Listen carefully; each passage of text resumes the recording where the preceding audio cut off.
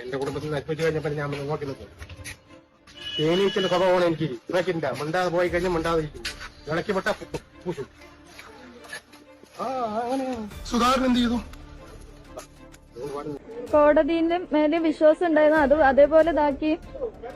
പിന്നെ വക്കീലിന്റെ മേലെ എല്ലാവരുടെ അടുത്തും നന്ദി പറയണു. ഇത്രയും കഷ്ടപ്പെട്ടത് അയാൾക്ക് വധശിക്ഷ തന്നെ കൊടുത്തതില് എല്ലാവർക്കും ഒരുപാട് നന്ദിയുണ്ട്. ജഡ്ജിക്കായാലും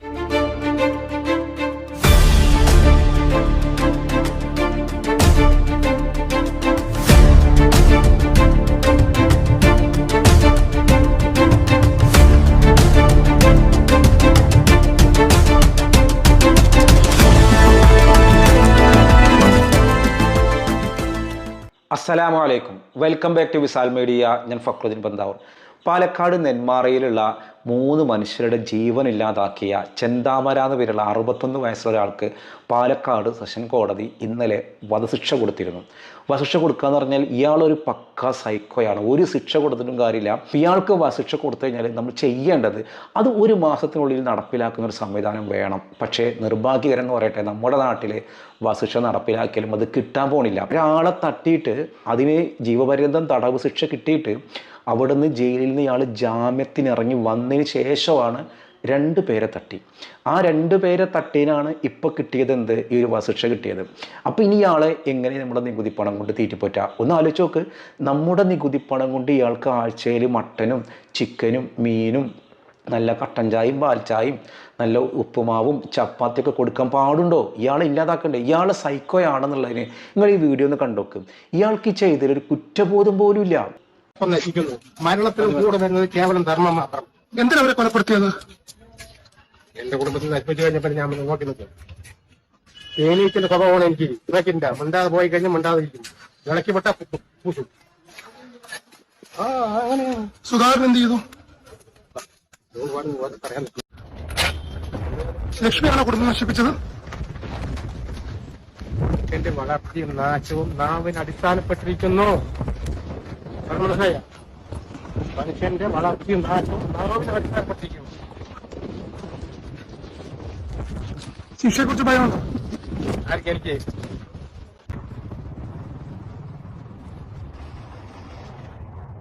ഭയമില്ല. ജീവിതത്തിൽ വിജയിക്കണമെങ്കിൽ ധൈര്യം കൂടിയേ തീരൂ. അതുകൊണ്ടല്ല, ജീവിതത്തിൽ വിജയിക്കണമെങ്കിൽ ധൈര്യം കൂടിയേ തീരൂ. അനുഭവിച്ചുകൊണ്ടിരിക്കുന്ന ചെറിയ സുഖത്തെ വരുമെന്ന് ഉറപ്പില്ലാത്ത വലിയ സുഖത്തിന് വേണ്ടി ഉപേക്ഷിക്കരുത്. ശത്രുവിനെ പോലും സുഹൃത്താക്കി മാറ്റാനുള്ള ശക്തി സ്നേഹത്തിന് മാത്രമേ. ഇനി പറ, ഇയാൾ നമ്മുടെ നികുതി പണം കൊണ്ട് തീറ്റിപ്പോറ്റണോ? കാരണം വധശിക്ഷ ലഭിച്ച ഒരാൾക്ക് ഒരുപാട് കാര്യങ്ങൾ കഴിയുമ്പോൾ ഈ ശിക്ഷ നടപ്പിലാവാൻ പോകണില്ല. അവർ നിയമമാണ് ഞാൻ പറഞ്ഞത്. വധശിക്ഷ കിട്ടിയ ആളുകൾ ഹൈക്കോടതിയിൽ പോകും. ഹൈക്കോടതിയിൽ പോയിട്ട് പറയും ഈ വധശിക്ഷ കിട്ടാൻ ഞാൻ അർഹനല്ല, കണ്ടില്ലേ ഞാൻ ജയിലിൽ പാവാണ്, ഞാൻ വളരെ നല്ല നടപ്പാണ്. അപ്പോൾ അത് കോടതി പരിഗണിക്കും. ഇനി ഈ കോടതി കേസൊക്കെ പരിഗണിച്ചിട്ട് ഹൈക്കോടതി തള്ളി കാരണം നിങ്ങൾക്ക് വധശിക്ഷ തന്നെയാണ് വേണ്ടത് എന്ന് ഹൈക്കോടതി പറയുകയാണെങ്കിൽ അപ്പോഴൊന്നും വധശിക്ഷ നടപ്പിലാക്കില്ലേ. ഇയാൾ നേരെ സുപ്രീം കോടതിയിൽ പോകും. സുപ്രീം കോടതിയിൽ പോയിട്ട് പറയും ഞാനിങ്ങനെ അറിയാതെ അങ്ങനെ ഇങ്ങനെ. കാരണം ഇയാൾ ഇതൊക്കെ കേൾക്കുമല്ലോ. ഇനി എങ്ങാണ്ട് സുപ്രീം കോടതി തള്ളുകയാണ്, ഇയാളൊരു സൈക്കോയാണ്, ഒരു കുറ്റബോധവും ഇല്ല എന്ന് മനസ്സിലാക്കി സുപ്രീം കോടതി തള്ളിക്കഴിഞ്ഞാലും വധശിക്ഷ നടപ്പിലാക്കില്ല. രാഷ്ട്രപതിക്ക് ഒരു ദയാഹർജി കൊടുക്കും. രാഷ്ട്രപതിക്ക് ദയാഹർജി കൊടുത്തിട്ട് അതൊക്കെ മാസങ്ങൾ കഴിയൂട്ടാ, വർഷങ്ങൾ കഴിയും. അതിലൊക്കെ ഒരു മറുപടി വരണമെന്നുണ്ടെങ്കിൽ അതുവരെയും ഇയാൾക്ക് വധശിക്ഷ ഉണ്ടാവില്ല. അങ്ങനെ രാഷ്ട്രപതി തള്ളി വിചാരിച്ചോ, ഇതിൻ്റെ ഇടയിലൊക്കെ അത് ഓക്കെ ആയാൽ ഇയാൾ രക്ഷപ്പെടും. ഇവരൊക്കെ അത് തള്ളി, രാഷ്ട്രപതി തള്ളിയെങ്കിൽ ഇയാൾക്ക് വീണ്ടും എന്ത് ചെയ്യുക? സുപ്രീം കോടതിയിൽ പോവുക. ഫലത്തിൽ ഇയാൾക്ക് വധശിക്ഷ പ്രഖ്യാപിച്ചെങ്കിലും ആ ശിക്ഷ നടപ്പിലാവാൻ നിലവിൽ വലിയ തടസ്സമാണ്. പക്ഷേ നമ്മളിപ്പോൾ ഇയാളുടെ സൈക്കോ പ്രവർത്തനം കണ്ടല്ലോ. ഇയാളൊരു പറ്റ സൈക്കോയാണ്. ഇയാൾ നമ്മുടെ നികുതി പണം കൊണ്ട് തീറ്റിപ്പോറ്റാൻ പാടില്ല. ആ കൊല്ലപ്പെട്ട പാവം 2 മനുഷ്യരുടെ മക്കൾ പറയാണ് ഇയാൾ മരിച്ചെങ്കിലേ ഞങ്ങൾക്കൊരു സമാധാനമുള്ളൂ, ഞങ്ങളിനി ആ നാട്ടിലേക്കില്ലാണ്. ആ ഒരു മക്കളെ വാക്കൊന്ന് കേട്ടോക്ക്. കോടതിന്റെ മേലെ വിശ്വാസം ഉണ്ടായിരുന്നു, അത് അതേപോലെ ഇതാക്കി. പിന്നെ വക്കീലിന്റെ മേലെ എല്ലാവരുടെ അടുത്തും നന്ദി പറയണു. ഇത്രയും കഷ്ടപ്പെട്ടത് അയാൾക്ക് വധശിക്ഷ തന്നെ കൊടുത്തതില് എല്ലാവർക്കും ഒരുപാട് നന്ദിയുണ്ട്. ജഡ്ജിക്കായാലും ഞങ്ങളെ ഹെൽപ്പ് ചെയ്ത പോലീസിനായാലും എല്ലാവർക്കും ഒരുപാട് നന്ദിയുണ്ട്. ഇയാൾക്ക് വധശിക്ഷ കൊടുത്തതിൽ ഒരുപാട് സന്തോഷമുണ്ട്. ഇപ്പോഴും അയാൾക്ക് ഒരു മുഖഭാവം മാറ്റമൊന്നും ഇല്ലാതെ തന്നെയാണ് ഇപ്പോഴും നിൽക്കുന്നത്. അയാൾക്ക് ഇതിലൊന്നിനും പേടിയില്ല. അപ്പൊ എന്തായാലും വധശിക്ഷ കിട്ടിയതിൽ ഞങ്ങൾക്ക് സന്തോഷമുണ്ട്. അയാൾ അനുഭവിച്ച് അതിന്റെ ഉള്ളിൽ ഇരിക്കണം. തൂക്കുകയർ കൊടുത്ത് എന്തായാലും അതിൽ അതിയായ സന്തോഷമുണ്ട്. എല്ലാ പോലീസ് അതോറിറ്റീസിന്റെയും പ്രോസിക്യൂഷൻ സാക്ഷികളുടെയും എല്ലാവരെയും സഹകരിച്ചിട്ടാണ് ഇത്ര വലിയൊരു വിധി ഉണ്ടാക്കാൻ പറ്റിയത്. ഒരു കേരള സമൂഹത്തിന് ഒരു നെട്ടിച്ച ഒരു കൊലപാതകങ്ങളായിരുന്നു അത് അതിന് അർഹമായ ശിക്ഷ കിട്ടിയെന്നുള്ളതാണ് വിശ്വസിക്കുന്നത്. തീർച്ചയായും 100 പേജുകളോളം അതിനെ പറ്റിയിട്ട് ഒരു ഡിസ്കഷൻ നടത്തിയിട്ട് മാത്രമാണ് ഇത് ഒരു അറസ്റ്റ് കേസസിൽ പെടും എന്നുള്ളത് നിഗമനം എത്തിയിട്ടുള്ളത്. വാദങ്ങൾ പൂർണ്ണമായും തള്ളി നമ്മൾ പ്രോസിക്യൂഷൻ പറഞ്ഞത് മുഴുവനായിട്ടും ഏറ്റെടുത്തിട്ടുള്ളതുമാണ്. ഇപ്പൊ സൗദി പോലെയുള്ള രാജ്യങ്ങളിലൊക്കെ ആണെങ്കിൽ 1 മാസത്തിനോ അല്ലെങ്കിൽ 6 മാസങ്ങൾക്കകം ഇത്തരം ശിക്ഷ നടപ്പിലാക്കലുണ്ട്.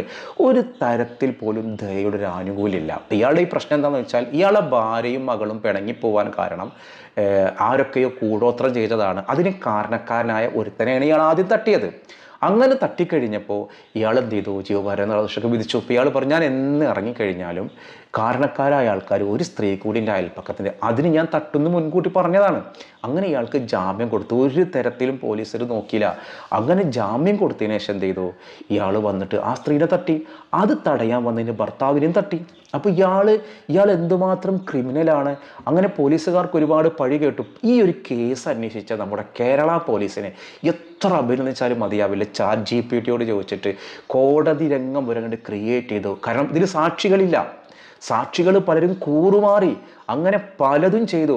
അങ്ങനെയുള്ളതൊക്കെ ചെയ്തിട്ട് അതിൽ നിന്നൊക്കെ മുക്തമായിട്ടാണ് പോലീസ് ഈ കേസുമായിട്ട് കോടതിയിൽ പോയത്. കാരണം നമ്മുടെ നാട്ടിലെ വധശിക്ഷ കിട്ടണമെന്നുണ്ടെങ്കിൽ പ്രോസിക്യൂഷൻ്റെ ഭാഗം, അതായത് പോലീസ് കൃത്യമായ തെളിവുകൾ കൊണ്ടുപോകണം. ദൃക്സാക്ഷികൾ ആരും ഇല്ലാത്തൊരു വിഷയം. പലരും സാക്ഷികൾ കൂറുമാറാം.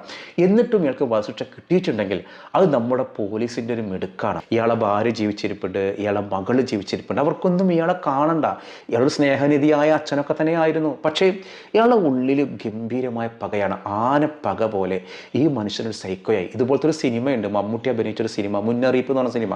ഒരു പാവം, കണ്ടാ പച്ചപ്പാവം, പക്ഷേ 1-2-3 ആളുകളെ കൊന്ന ഒരാളാണ്. ഒടുവിൽ അതിനൊരു പത്രപ്രവർത്തകയെ ഇറക്കിക്കൊണ്ട് വന്നിട്ട് അതിനെയും തട്ടുന്നതാണ്. അയാൾ പറയുന്നൊരു ഫിലോസഫി പോലെയാണ് ഇയാൾ ഈ വർത്തമാനം കേട്ടപ്പോൾ തോന്നിയത്. എന്തായാലും ഇയാളൊക്കെ എന്തിനാണ് നമ്മുടെ നികുതി പണം കൊണ്ട് തീറ്റിപ്പോറ്റണത്? കാരണം ആഴ്ചയിൽ ഇറച്ചി കൊടുക്കണത്, മീൻ കൊടുക്കണത്, ചിക്കൻ കൊടുക്കണത്, എണ്ണ കൊടുക്കണത്, സോപ്പ് കൊടുക്കണത് ഒരു നിലക്കും അവകാശമില്ല. ഇയാൾ പരസ്യമായിട്ട് കൊണ്ടുവരണം. അവിടേക്ക് നെന്മാറയൊക്കെ കൊണ്ട് കൊണ്ടുവരിക. സോഷ്യൽ മീഡിയ പറഞ്ഞ കാര്യമാണ്. നെന്മാറയൊക്കെ കൊണ്ട് കൊണ്ടുവന്നിട്ട് ആ മക്കളെയൊക്കെ വിളിച്ചുകൊണ്ടുവരിക. കാരണം അങ്ങനെയാണ് പല ഗൾഫ് രാജ്യങ്ങളിൽ. പിന്നെ തെറ്റ് കുറയും. 10-61 വയസ്സായി. ഇനി ഇവരൊക്കെ ഇയാളൊക്കെ ജയിലിൽ കിടന്നാൽ നല്ല മാന്യനായിരിക്കും. ജയിലിൽ കിടന്നിട്ട് ജോലി എടുത്തിട്ട് നല്ല ശമ്പളം വാങ്ങും. അവിടെ ഉള്ളവരോട് നല്ല സ്വഭാവമായി, നല്ല വിദ്യാഭ്യാസം. ഇപ്പോൾ കണ്ടില്ല, ഒരുപാട് ഒരു 5-8 ആളുകളൊക്കെ വന്ന് ജോലി.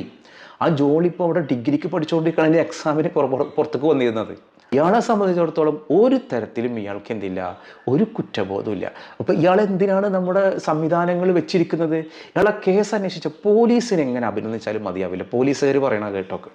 2025 ഫെബ്രുവരി 3-ാം തീയതി നമ്മുടെ പാലക്കാട് DPOയിൽ വെച്ച് ഹരിശങ്കർ സാറ്, പഴയ DIG സാറ്, ഒരു മോക്ക് ട്രയൽ നടത്തിയിരുന്നു. അതായത് അദ്ദേഹം പ്രതിഭാഗം വക്കീലും പിന്നെ പഴയ SP അജിത് കുമാർ സാറ് ജഡ്ജിയും ഞാൻ ഇൻവെസ്റ്റിഗേറ്റിംഗ് ഓഫീസറാണ്. അന്ന് അദ്ദേഹം ചോദിച്ച ക്വസ്റ്റ്യൻസിനേക്കാൾ കൂടുതലൊന്നും ഇവിടെ ചോദിച്ചില്ല എന്നുള്ളതാണ് കാര്യം. അപ്പോൾ ആ ഒരു ചോദ്യങ്ങൾക്കനുസൃതമായിട്ട് പോലീസ് കൃത്യമായി മുന്നൊരുക്കം നടത്തിയിരുന്നു, ട്രയലിനടക്കം മുന്നൊരുക്കം നടത്തിയിരുന്നു. നമുക്ക് ഐ വിറ്റ്നസസിനെ കണ്ടുപിടിക്കാൻ ഒരുപാട് ബുദ്ധിമുട്ടുണ്ടായിരുന്നു. അവസാനം ഗിരീഷിലേക്ക് എത്തിയത്. പക്ഷേ ഗിരീഷ് അന്ന് പറഞ്ഞെങ്കിലും പിന്നെ അദ്ദേഹം വന്ന് കോടതിയിൽ ഹോസ്റ്റലിലാവാണ് ഉണ്ടായത്. അപ്പോൾ നമ്മൾ ഈ പ്രധാനപ്പെട്ട സാക്ഷികളുടെ എല്ലാം തന്നെ 183 BNS പഴയ 164 CRPC പ്രകാരമുള്ള മൊഴി നമ്മൾ രേഖപ്പെടുത്തിയിരുന്നു. അപ്പോൾ അവർ ഭാവിയിൽ എങ്ങാനും ഹോസ്റ്റലിലാവാൻ ചാൻസ് ഉണ്ട് എന്നുള്ളത് കൊണ്ടാണ് നമ്മുടെ പഴയ SP അജിത് കുമാർ സാറിൻ്റെ ഒരു സൂത്രമായിരുന്നു ഇവരുടെ എല്ലാം ഗൂഗിൾ ടൈം ലൈൻ എടുക്കുക എന്നുള്ളത്. അപ്പോൾ അവരുടെ എല്ലാം ഗൂഗിൾ ടൈം ലൈൻ എടുത്തതുകൊണ്ടും അതിലും ഇവിടെ ചോദ്യം ഉണ്ടായിരുന്നു. അവരുടെ ഗ്രിഡ് റെഫറൻസ് ലോഞ്ചിറ്റ്യൂഡും ലാറ്റിറ്റ്യൂഡും വെച്ചിട്ടുള്ള കറക്റ്റ് അവരുടെ ലൊക്കേഷൻ കറക്റ്റ് ആ മാപ്പ് നമ്മൾ ബഹുമാനപ്പെട്ട കോടതി ഏൽപ്പിച്ചിരുന്നു. അതുകൊണ്ട് അങ്ങനെ ഒരു ലോങ് റണ്ണിൽ ട്രയലിൽ അധികം സമയം എടുക്കുകയാണെങ്കിൽ ഈ സാക്ഷികൾ കൂറുമാറാതിരിക്കാൻ എന്തൊക്കെ ചെയ്യാം ഇതിനെ നേരത്തെ പ്രിപ്പയർഡ് ആയിരുന്നു. പിന്നെ അതുകൂടാതെ തന്നെ ഇയാൾ ഇടം കയ്യാനാണോ വലം കയ്യാനാണോ അതിനുള്ള തെളിവുകൾ ശേഖരിച്ചിരുന്നു. പിന്നെ ഇദ്ദേഹം മാനസികാരോഗ്യത്തിന് ചികിത്സ തേടിയിട്ടുണ്ടോ എന്നുള്ള സർട്ടിഫിക്കറ്റ്സ് നേരത്തെ നമ്മൾ വാങ്ങിച്ചിരുന്നു. ഈ കേസ് ഇത്രയും കൊടുക്കുന്നവർ ഇത്രയും കറക്റ്റായിട്ട് മീഡിയയ്ക്ക് ജനങ്ങളെ ബ്രീഫ് ചെയ്യാൻ പറ്റില്ല. അത് നിങ്ങൾ ഇതുവരെ കാണാത്തൊരു സംഭവമല്ല എന്തായാലും. അപ്പോൾ അതിൽ ഞങ്ങൾക്ക് ഭയങ്കര സന്തോഷമുണ്ട്. അതിന് കുറേയൊക്കെ ചീത്തപ്പേര് കേട്ടാലും മീഡിയ പോലീസിന് അധികം കുറ്റമൊന്നും പറഞ്ഞില്ല. അപ്പോൾ അതിലും ഭയങ്കര സന്തോഷമുണ്ട്. പ്രതിഭാഗം വക്കീലിനെ പറ്റിയ ഒരു വാക്ക്, നമ്മൾ എൻ്റെ ജീവിതത്തിൽ കുറേ കേസുകളൊക്കെ ചെയ്തിട്ടുണ്ട്. ഇത്രയും ക്വയറ്റായിട്ട് നമ്മളോട് സംസാരിച്ച് നമ്മളെ വഴിതെറ്റിക്കാൻ പറ്റിയ ഒരു പ്രതിഭാഗം വക്കീലായിരുന്നു ജേക്കബ് മാത്യു. അപ്പോൾ ഞാൻ ചോദിക്കുന്ന ഒരു ചോദ്യം ഇതാണ്, ഇയാളുടെ വധശിക്ഷ നടപ്പിലാക്കാൻ കാത്തിരുന്നാൽ വർഷങ്ങളോളം കഴിയും. ഇയാൾ സുഖസുന്ദരമായിട്ട് ജയിലിൽ കുട്ടപ്പനായിട്ട് മാറും. അപ്പം നമ്മുടെ നിയമത്തിൻ്റെ ഒരു പരിമിതികൾ നോക്കുക. നമ്മൾ കുറ്റം പറയല്ല കേട്ടോ, നമ്മളെപ്പോഴും ഏതൊരു കുറ്റവാളി ആണെങ്കിൽ പോലും കുറ്റവാളിക്കും ഒരു ഹ്യൂമൻ റൈറ്റ്സ് ഉണ്ടെന്ന് വിശ്വസിക്കുന്ന വളരെ പുരോഗമനപരമായ നിയമസംഹിതയുള്ള ഒരു നാടാണ് നമ്മുടേത്. പക്ഷേ ഇതുപോലത്തെ തമ്മാടികൾക്ക് എന്ത് ചെയ്യരുത്, നിയമത്തിൻ്റെ ഒരു ആനുകൂല്യം കിട്ടാൻ പാടില്ല. അപ്പോൾ എന്താണ് നിങ്ങളുടെ അഭിപ്രായം? താഴെ കമൻറ്റ് ചെയ്യാനുള്ള പരമാവധി വൈകിപ്പിച്ചിട്ട് പതുക്കെ ശിക്ഷ കൊടുക്കുക. ആ ശിക്ഷ കിട്ടാൻ സാധ്യതയില്ല. കേരളത്തിൽ അങ്ങനെ വധശിക്ഷ നടപ്പിലാക്കിയില്ല. 35 കൊല്ലം മുമ്പ് അതിനാണ് ഒരാളെ നടപ്പിലാക്കിയിട്ടുള്ളത്. അതെല്ലാം ഒരു മാസത്തിനകം നടപ്പിലാക്കണോ വേണ്ടെങ്കിൽ നിങ്ങളുടെ അഭിപ്രായം താഴെ കമൻറ്റ് ചെയ്യുക. മറ്റൊരു ദിവസം മറ്റൊരു വീഡിയോയുമായി വീണ്ടും കാണാം.